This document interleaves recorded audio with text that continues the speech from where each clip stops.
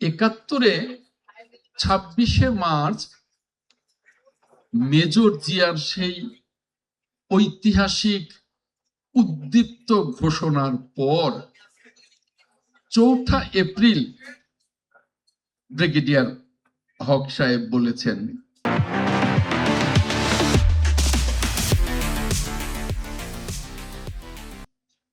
চৌঠা এপ্রিল তেলিয়াপাড়াতে যে সভাটি অনুষ্ঠিত হয় তেলিয়াপাড়া চা বাগানের ম্যানেজারের বাংলোতে, সেই বাংলোতে আমি মন্ত্রণালয়ের দায়িত্ব গ্রহণের আগে একবার, মন্ত্রণালয়ের দায়িত্ব গ্রহণের পরে আনুষ্ঠানিকভাবে আরেকবার সেই বাংলোতে গিয়েছি।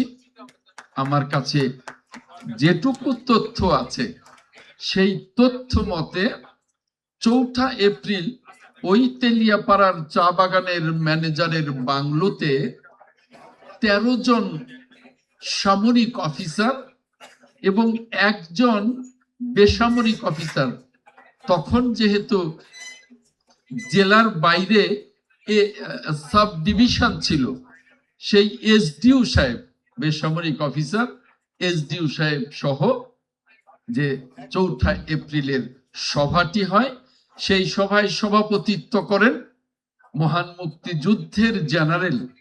এখানে একজন সম্মানিত বক্তা বলেছেন যে কর্নেল উসমানীকে এত ব্রিলিয়ান্ট অফিসার থাকা সত্ত্বেও কোনো প্রমোশন আর দেয়া হয়নি, কিন্তু মুক্তিযুদ্ধ তাকে সম্মানিত জেনারেল পদে সম্মানিত করেছেন।